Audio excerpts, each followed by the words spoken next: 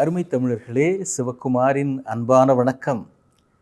இப்போ காலையில் எழுந்து காலை கடன்களெல்லாம் முடிச்சுட்டு பூஜை செய்கிறதா இருந்தால் செஞ்சுட்டு அவங்கவுங்க வேலையை பார்க்க போகிறோம் இல்லைங்களா? இதில் பஸ்ஸில் நெருக்கடி, ட்ரெயினில் போனால் நெருக்கடி, சும்மா சாலையில் 2 சக்கர வாகனம் 4 சக்கர வாகனம்னு சாலையில் போனாலும் நெருக்கடி, எங்கே போனாலும் மனிதர்களின் நெருக்கடியாக இருக்கிறது. நெருக்கடியான மனிதர்கள் நமக்கு சுற்றிலும் இருக்கிறார்கள். நெருக்கடி தருகிற மனிதர்களும் நிறைய இருக்கிறார்கள். அலுவலகத்துக்கு போய் சேர்ற வரைக்கும் நெருக்கடி இருக்கிற மனிதர்கள், அங்கே போன பிறகு நெருக்கடியை உருவாக்குகிற மனிதர்கள். சில பேர் நம்ம எப்போ வருவோன்னே காத்திருக்கிறாங்க. ஒரு 10 நிமிஷம் லேட்டாக வந்தால் கூட டக்குன்னு போய் மேனேஜர்கிட்ட, சார் இவர் இப்படி தான் சார், எனக்கு தெரிஞ்சுவா சேர்ந்த நாள்லேருந்து லேட்டாக தான் சார் வருவார், ஆனால் போகிறப்ப சீக்கிரம் மட்டும் ஏதாவது ஒரு காரணம் சொல்லிட்டு போயிடுறாரு சார். அவங்க சேர்ந்ததே நம்மளை பற்றி போட்டு கொடுக்கறதுக்கு தான் அப்படின்ற மாதிரிலாம் கூட நம்மை சுற்றி பல பேர் இருக்கிறார்கள். அப்படி தான் வேலை செய்கிற நண்பர்களெல்லாம் சொல்லுகிறார்கள். ஆனால் நெருக்கடி மனிதர்கள் என்பது வேறு, நெருக்கமான மனிதர்கள் என்பது வேறு. இப்போ இருக்கிற இளைஞர்களை பற்றி ஒரு குறிப்பாக கருத்து என்ன சொல்கிறாங்க, இவர்கள் நெருக்கமான மனிதர்கள் என்று எங்கெங்கோ இருக்கிறவர்களையெல்லாம் பக்கத்திலே வைத்து கொண்டிருக்கிறார்கள். பக்கத்திலே வைத்து கொண்டிருக்கிறவர்களோடு எப்போதும் தொடர்பு எல்லைக்கு அப்பால் இருக்கிறார்கள் அப்படின்னு சொன்னார். எவ்வளோ அருமையான வார்த்தை. நமக்கு நெருக்கமானவங்க அப்படின்னா, எங்கள் தெருவில் ஒரு குட்டி பையன்கிட்ட கேட்டேன், உனக்கு எவ்வளோ ஃப்ரெண்ட்ஸு அப்படின்னா, அவன் 412 அங்கிள் அப்படின்னா. என்னது 412? இது எல்லாம் நெருக்கமான உறவுகளா? யார் நெருக்கமானவர்கள் நமக்கு அப்படின்றத ஒவ்வொருவரும் தெரிந்து கொள்ள வேண்டும். இந்த தலைமுறை முக்கியமாக தெரிந்து கொள்ள வேண்டும் அப்படின்னு இளைஞர்கள், எதிர்காலத்தை பற்றி கவலைப்படுகிறவர்கள் முக்கியமாக சொல்லுகிறார்கள். ஏன்னா தவறானவர்களை தன்னுடைய நண்பர்களாக, தன்னுடைய காதலர்களாக, காதலிகளாக இப்படியெல்லாம் ஏற்றுக்கொண்டு வாழ்க்கை பாதையே திசை மாறி போகிறதுக்கான வாய்ப்பு இருக்குது. பொதுவாக காவல்துறையிலேயே இளைஞர்களுக்கு அவர்கள் ஒரு எச்சரிக்கை விடுக்கிறார்கள். உங்களுடைய புகைப்படங்கள், தனிப்பட்ட வகையில் நீங்கள் எடுத்துக்கிட்ட புகைப்படங்கள், அதெல்லாம் இந்த டிபியாக வைக்கிறது, டிஸ்பிளே பிக்சர்னு சொல்கிறோமே, அதெல்லாம் ரொம்ப போடுவதை ஒரு வழக்கமாக வைத்து கொள்ளாதீர்கள் அப்படின்னு நமக்கு எச்சரிக்கையே சொல்கிறாங்க. அதுவும் உங்கள் மெயில் ஐடியை கூட தேவைப்பட்ட வெளில சொல்லாதீங்க, அவசியம் இருந்தால் ஒழிய இதெல்லாம் பகிர்ந்துக்காதீங்கன்ற அளவுக்கு தொழில்நுட்பம் இன்றைக்கு அபாயகரமான அறிவு வளர்ச்சியை அடைந்து விட்டது. எப்படி அபாயகரமான அறிவு வளர்ச்சி? நண்பர்களோடு பள்ளி வளாகங்களில், கல்லூரி வளாகங்களில், வணிக வளாகங்களில், மால் அப்படிலாம் போகிறப்போ நம்ம பாய்ஸ் அண்ட் கேர்ள்ஸ் அவங்க அப்படியே ஃபோட்டோ எடுத்து போடுறாங்க. ஒன்றை மட்டும் நினைத்து பாருங்கள், உங்களுக்கு உங்கள் நண்பர்கள் நல்லவர்களாக இருக்கலாம், அதில் சந்தேகமே இல்லை. இன்றைக்கு ஆணும் பெண்ணும் சேர்ந்து பழகுவது அப்படின்றது ஒரு இயல்பான விஷயம், அதில் தவறு இல்லை. உங்கள் நண்பன் பேரில் அல்லது பெண் நண்பி பேரில் உங்களுக்கு நம்பிக்கை இருக்கலாம், நல்லவர்கள்தான். ஆனால் அவர்களுடைய நண்பர்கள் எல்லாம் நல்லவர்களா? அவன் போய் எங்க பற்றியா நான் அந்த அவளோட எடுத்துக்கிட்டேன், என் கிளாஸ்மேட்டு அவளோட நான் எடுத்துக்கிட்ட ஃபோட்டோ அப்படின்னு அவன் எடுக்கலாம், எனக்கும் ஷேர் பண்ணுறா, எனக்கும் ஷேர் பண்ணுறா அப்படின்னு அவன் சொல்லுவான். இவன் ஷேர் பண்ண உடனே அதை தொழில்நுட்ப ரீதியில் முற்றிலுமாக அந்த பெண்ணின் எதிர்காலமே கேள்விக்குறி ஆகிற வகையில் அந்த உருவத்தை மாற்றிவிட முடியும். இதுக்கு மேலே நான் ஊடகத்தில் வெளிப்படையாக சொல்ல முடியாது.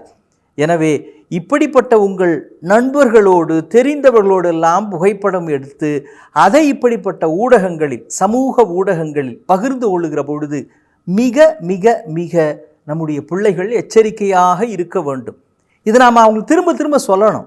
ஏன் தெரியுங்களா? இந்த ஊடகங்கள்லாம் ஒரு வகையான போதை, நம்ம மனசுக்கு அப்படியே மந்தத்தனத்தை வரவழைத்து விடும். ஒரு 15 நிமிடம் இதை பார்த்துட்டு காலையில் விளையாட்டு வேடிக்கையாக சொல்லுவாங்க, காலையில் எழுந்த உடனே பல்லு தேய்க்கிறானோ இல்லையோ செல்லு தேய்க்க ஆரம்பிச்சிடறானோ, எழுந்த உடனே அதை எடுத்துட்டு கையில் வச்சுக்கிட்டு இன்றைக்கி யார்கிட்ட இது போஸ்டிங் வந்திருக்குன்னு பார்த்துக்கிட்டு இருக்கிறான். என்ன அமெரிக்க ஜனாதிபதியாக நமக்கு போட்டிருக்க போகிறார், இல்லை இந்திய பிரதமர் போட்டிருக்க போகிறார், என்ன அவசரம் எழுந்த உடனே அதை பார்க்குற காரணம்? அது ஒரு பழக்கமாக, போதை தருகின்ற பழக்கமாக நம்மை கொஞ்சம் கொஞ்சமாக மாற்றி விடுகிறது. ஒரு உண்மையை புரிஞ்சுக்கணும். நமக்கு நெருக்கமானவங்க யார் தெரியுங்களா? எந்த நிலையிலும் உங்களுடைய தனிப்பட்ட தகவல்களை உங்கள் அனுமதி இல்லாமல் உங்களுக்கு நெருக்கமானவர்கள் மற்றவர்களோடு பகிர்ந்து கொள்ள மாட்டார்கள். இதான் ஒரே அளவுகோல். உங்கள் பர்சனல் மேட்டர் அது உங்களுக்கு தெரியாமல், உங்கள் அனுமதி இல்லாமல் உங்களுக்கு நெருக்கமானவங்க மற்றவங்ககிட்ட சொல்ல மாட்டாங்க. இதை சொல்கிறதுலேயே ஒரு சுகம் காண்கிறார்கள், வம்பு பேசுகிறார்கள் என்றால் அவர்கள் உங்களுக்கு வேண்டியவர்கள் இல்லை. ஏன்னா இன்றைக்கி நம்மளை தெரிஞ்சவங்க நிறைய பேர் இருக்கிறாங்க, நம்மளை புரிஞ்சவங்க நிறைய பேர் இருக்கிறாங்க. ஆனால் உண்மையிலேயே நம்மை அறிந்தவர்கள், எப்படி உண்மையிலேயே நம்மை அறிந்தவர்கள் மிக மிக குறைவானவர்கள். நம்ம அப்பாவை விட, அம்மாவை விட, கூட பிறந்த அண்ணன், அக்கா, தம்பி, தங்கையை விட நெருக்கமானவர்கள் வேறு யாரும் இருக்க முடியாது. ஆனால் நம்ம பிள்ளைங்க தனிப்பட்ட தகவல்கள் எல்லாத்தையும் எந்த சம்மதமும் இல்லாத யார்கிட்டையோ பகிர்ந்து கொள்ளுகிறார்கள். ஒரு அப்பா ஒருத்தர் குட்டி பையன் சாயங்காலம் வேலையெல்லாம் முடிச்சுட்டு வந்தவுடனே, வாடா கண்ணா நம்ம வாக்கிங் போகலாம் அப்படின்னார். போப்பா நான் படிக்கணும்ப்பா அப்படின்னா. திடீர்னு அவருக்கு படிப்பு பேரில் ஆர்வம் வந்துச்சு.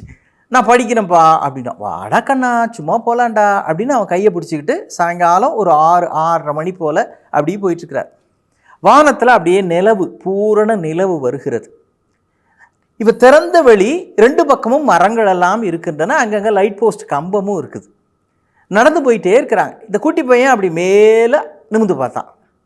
நம்ம நடக்கிறப்போ ஒரு குறிப்பிட்ட கோணத்தில் நடந்து போய்கிட்டே இருக்கிறப்போ வானத்தில் இருக்கிற இந்த நட்சத்திரங்கள், நிலவு இதெல்லாமும் நம்ம கூடவே நடந்து வரா மாதிரி இருக்கும். அந்த கோணம் இது வரைக்கும் நீங்கள் அனுபவிச்சிருப்பீங்க, இல்லைன்னா பாருங்கள். இரவு நேரத்தில் நீங்கள் நடக்கிறப்போ அந்த நட்சத்திரங்களும் அப்படியே கூடவே நகரும். இந்த குட்டி பையன் அதை பார்த்துட்டு, அப்பாப்பா அந்த ஸ்டார்ஸ்லாம் கூடவே வருதுப்பா அப்படின்னா. அவர் உடனே, அப்படியா சரி வேற என்ன வருது? அந்த 3 அப்படியே நான் நடக்க நடக்க அதுவும் கூடவே வருதுப்பா அப்படின்னா. இவர் உடனே திரும்பி பார்த்துட்டு, சரி அதோ அந்த லைட் போஸ்ட் கம்பம், அந்த மரம் அதுவும் கூட வருதா? இல்லைப்பா நான் நடக்க நடக்க அது என்னை பார்த்து வருதுப்பா, நான் தாண்டி போனோடனே அது வரா மாதிரி வந்துட்டு பின்னால் போயிடுதுப்பா அப்படின்னா. இதுலேருந்து உனக்கு என்ன தெரியுது அப்படின்னா. அப்போ இதில் ஒன்றுமே தெரியலையப்பா, இதில் தெரிஞ்சுக்கிறதுக்கு என்னப்பா இருக்குதுன்னா. அதோ அந்த நட்சத்திரங்கள்லாம் நீ நடக்க நடக்க நடக்க உன் கூடவே வருது.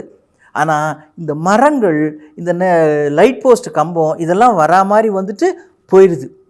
அப்பா சொன்னார், லைஃபு கூட இப்படி தான்டா கண்ணா, லைஃபு கூட இப்படி தான். இதெல்லாம் கீழே இருக்குது, அதனால் வரா மாதிரி வந்துட்டு போயிடுது. அது மேலே இருக்குது, அது கூடவே வருது. புரிஞ்சுக்கோ, வாழ்க்கையில் கீழான மனிதர்கள் கூட இப்படித்தான். நம்ம கிட்டக்க வரா மாதிரி வருவாங்க, கொஞ்ச நேரம் நம்ம கூட இருந்துட்டு அவங்க பாட்டுக்கு போயிடுவாங்க. ஆனால் உயர்ந்த மனிதர்கள் இப்படிப்பட்ட இருளான சூழலில் கூட நம் கூடவே வந்து கொண்டிருப்பார்கள். அவர்கள் உயர்ந்தவர்கள் கூடவே வருவார்கள், கீழானவர்கள் வருவது போல் வந்து போய்விடுவார்கள் அப்படின்னு வாழ்க்கை உண்மை இதுலேருந்து தெரிஞ்சுக்கோ அப்படின்னார். அந்த குழந்தைக்கு புரிஞ்சதோ இல்லையோ, இளைஞர்களும் பெற்றோர்களும் இதை உணர்ந்து கொள்ள வேண்டும். யார் நம் கூடவே வருகிறார்களோ அவர்கள்தான் நமக்கு நெருக்கமானவர்கள். இருளான சூழலிலும் எந்த சூழலிலும் வாழ்க்கை பொருளானதாக மாறும்படி செய்கிறவர்கள் அந்த உயர்ந்தவர்கள்தான். வருவது போல் வந்துவிட்டு போகிறவர்கள் இல்லை.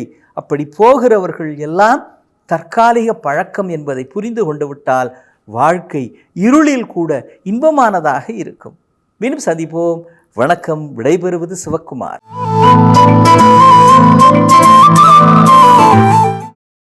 இன்னும் பல வீடியோக்களை காண சன் லைஃப் சேனலை சப்ஸ்கிரைப் பண்ணுங்க.